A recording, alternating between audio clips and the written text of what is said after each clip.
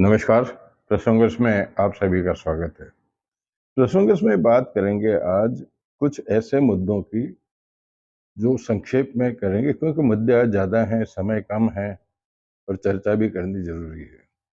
शुरुआत करते हैं चर्चा की जैसलमेर। राजस्थान के जैसे जैसलमेर जैसे जयपुर, दोनों जगह इस तरह की हाईवे पे घटनाएं हो रही है, जैसे जयपुर जैसे जैसलमेर में, जिससे लेकर के अब यात्रियों को अपनी यात्रा करने में भी भय महसूस होता है।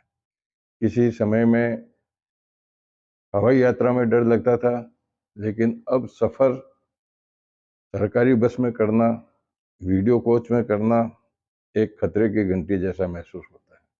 आप ताजुब कीजिए, एक बस जो इसी महीने की 1 तारीख को उस विभाग से वेरिफिकेशन हुआ, वेरिफिकेशन का मतलब हर तरह से उसकी जांच होने के बाद में उसको परमिट दिया गया, नई बस थी और उसमें अज्ञात कारणों से, हालांकि शॉर्ट सर्किट बताया जाता है, लेकिन शॉर्ट सर्किट से आग लग गई और आग लगने का परिणाम क्या हुआ ये आपसे छुपा हुआ नहीं है। 21 लोगों की जान चली गई, जिसमें बच्चे थे, वृद्ध थे, जवान भी थे और एक हमारा पत्रकार साथी भी था।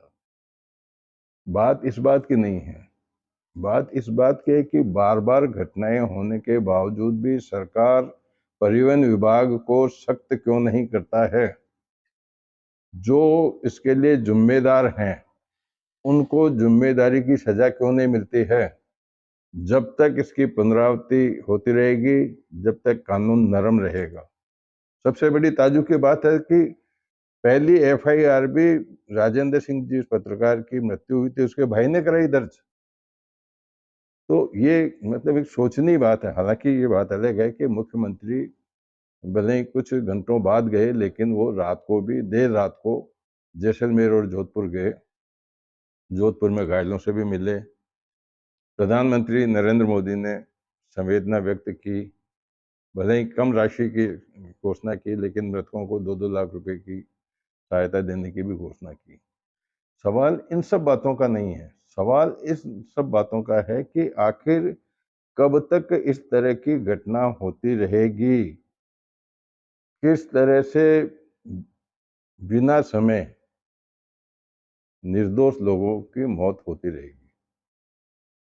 हम दिवंगत आत्माओं को शांति प्रदान की परम पिता परमेश्वर से प्रार्थना करते हैं कि उनको चरणों में शरण दे, उनके परिवारजन को यह एक बहुत ही असहनीय दर्द सहने की शक्ति प्रदान करे और सरकार को एक सद्बुद्धि दे कि इस तरह के मामलों में कोई इस तरह का नियम बनाया जाए या कुछ भी किया जाए। लेकिन इसके लिए अब ताजुब देखें ना, बस नहीं थी, सारी व्यवस्थाएं नहीं थी। बस भी जब कंपनी से कोई भी आप स्कूटर भी लेके निकलोगे तो उसको आता है यस चेक्ड परफेक्ट। तो जब उसको फिर सबसे बड़ी बात है कि उसका लॉक लॉक कैसे बंद हो गया।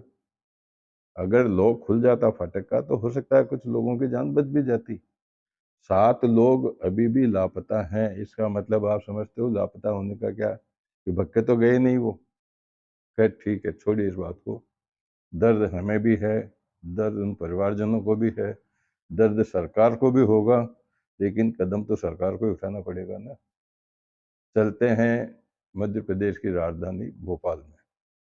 मध्य प्रदेश में जहाँ पिछले नवरात्रा मतलब पिछले माह के नवरात्रा के अंदर जिस प्रकार से गरबों में बिना आधार कार्ड के प्रवेश की बातें हुई थी, जिसको लेके काफी विवाद चला था। उसके बाद में आई लव मोहब्बत वाली बात हुई थी, आई लव महाकाल वाली बात भी हुई थी, आई लव राहुल गांधी की भी बात हुई थी। लेकिन अब त्योहारों के समय पे भोपाल में बड़े बड़े होर्डिंग लगाए गए हैं, जिसको लेके चर्चाएं हो रही है। अपना त्योहार, अपनों का व्यवहार। मतलब हम केवल उन्हीं लोगों से सामान लें, कहने का मतलब उनका जिन्होंने होर्डिंग्स लगाए हैं हिंदूवादी संगठनों ने, वो उन्हीं से सामान खरीदे, दूसरे लोगों से सामान नहीं खरीदे। तो ये विवाद भी वहाँ चल रहा है। साथ ही वहाँ मध्य प्रदेश में हालांकि राजस्थान में भी हो सकता है कि खाद्य विभाग कार्रवाई कर रहा होगा, लेकिन इतना मामला उजागर नहीं हो रहा जितना मध्य प्रदेश में उजागर हो रहा है। बॉम्बे से, गुजरात से, कहाँ कहाँ से मावा आया, वहाँ पर कितना हजारों किलो मावा नकली पकड़ा गया है। तो कहने की बात है कि क्या दीपावली के सीजन में इस तरह की जांच की जानी चाहिए? क्या चुनिंदा दुकानों पे ही जांच की जानी चाहिए और दुकानों पे जांच नहीं की जानी चाहिए? क्या वहाँ जहरीला मावा नहीं मिलता, वहाँ पर मिलावटी? किस आधार पर जांच होती है और ये जांच करने वालों का क्या पैमाना होता है? सरकार को एक गाइडलाइन बनानी चाहिए। आज एक बाजार में गए तो उस बाजार में पूरे बाजार के मिठाई की दुकानों पे उनकी जांच करनी चाहिए। ठीक है, हमें नहीं कहते कि हर दुकानदार मिलावट करता है, लेकिन अगर एक भी दुकान मिलावट करता है, एक दुकानदार, एक मिठाई वाला, तो उसका क्या परिणाम होता है? अब वो मध्य प्रदेश ने जब इतने मामले उजागर हुए नकली उसके मावे के, तो उन्होंने अभी एक बताया है कि अ, आप खुद भी उसको टेस्ट कर सकते हैं। आप मावा लीजिए, मावा लेने के बाद में उस पे 2 ड्रॉप्स आयोडीन की डाल दीजिए। अगर उस मावे में कोई मिलावट नहीं होगी तो मावा बिल्कुल शुद्ध सफ़ेद जैसा था वैसा ही रहेगा। उसमें अगर मावे में मिलावट है तो या तो नीला पड़ेगा या काला पड़ेगा। अब इसको लेकर के लोग खुद सतर्क हो गए और इस तरह की व्यवस्था करने पर अब हर दुकानदार को भी एक भय हो गया है कि भले ही उसको पता नहीं कि आगे से भी उसने तो मंगाया, आगे से भी मिलावटी आया है, लेकिन एक भय तो होगा ना। और जब भय भय होगा तो फिर शुद्ध चीज़ मिलेगी। इसको राजस्थान में भी इस तरह की सख्ती से किया जाना चाहिए, अभियान चलाया जाना चाहिए, लेकिन अभियान के लिए एक गाइडलाइन तय की जानी चाहिए ताकि कोई अधिकारी अपनी मनमानी नहीं कर सके। जिसका सैंपल लिया, सैंपल लेने के बाद में 500 किलो मावा था, 500 किलो में से सैंपल लेके उसको जांच के लिए भेज दिया। तो जब तक जांच रिपोर्ट नहीं आएगी, जब तक क्या वो मावा वहीं पड़ा रहेगा? दुकानदार बेचेगा नहीं क्या उसको? बाद में रिपोर्ट आएगी, जब तक नहीं मावा कितने लोगों को क्या कुछ कर चुका होगा। कुल मिलाकर के ये 2-3 मुद्दे थे जो मैंने आपके सामने रखे हैं। आज के प्रसंग बस को यहीं विराम देते हैं।